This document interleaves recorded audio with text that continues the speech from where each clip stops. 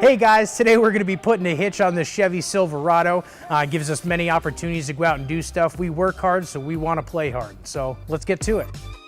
You will need the tools seen here to complete this installation. All right, so before we get our hitch up, what we're gonna do is we're gonna do a little bit of frame prep here just to get our hitch going. We're gonna be using these existing weld nuts. There's one here and one over here on the passenger side.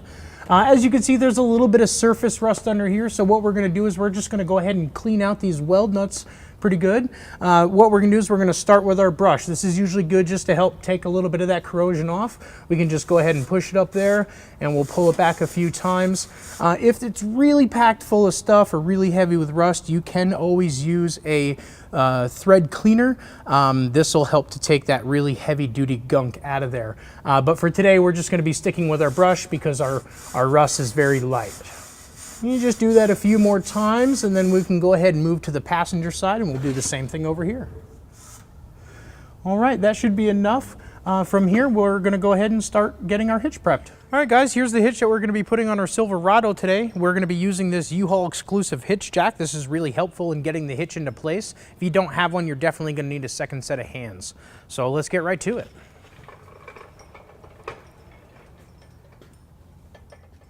All right, here we go. We're gonna get our hitch up into place.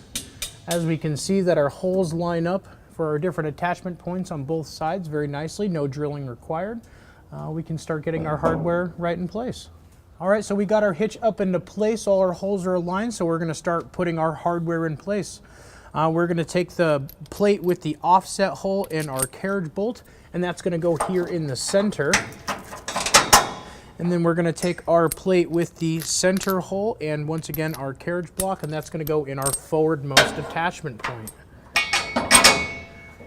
And then last, we're gonna have a bolt with a conical washer, and that's gonna go into the rearmost attachment point, and that's with the existing weld nut. Let's move to the passenger side. All right, over here on the passenger side, once again, we're gonna take our offset plate with hole and our carriage block. That's gonna go up here in the center. And then our centered plate with carriage block is gonna go in the forwardmost attachment point. And then our bolt with conical washer into our existing weld nut.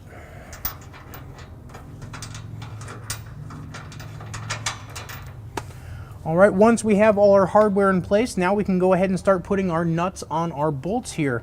With our center bolt, we have a much larger hole than the actual bolt itself, so we're gonna have to use this flat washer.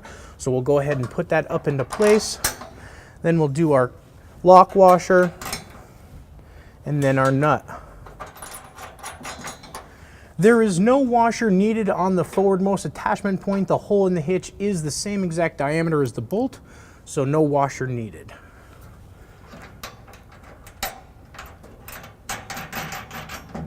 All right, let's move to the driver's side. All right, over here on the driver's side, we have our hardware. We're ready to put our nuts on.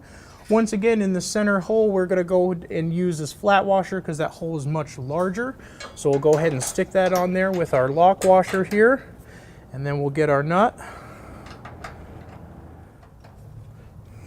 There we go, there she started. And then once again, on the forwardmost attachment point, we don't need the washer, so we'll just go with our lock washer and then our nut.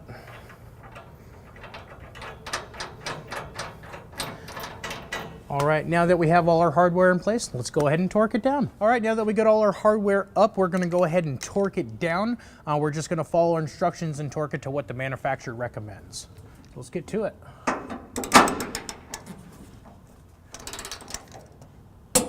All right, let's move to the passenger side. All right, we'll go ahead and finish torquing down the rest of the bolts.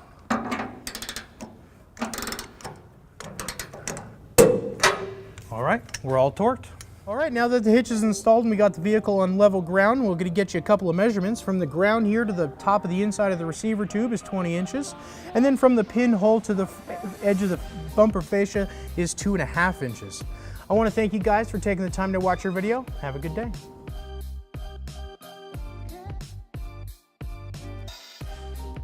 To learn more about the product seen in this video, or to schedule an installation by a U-Haul Hitch professional, visit us online today at uhaulhitches.com.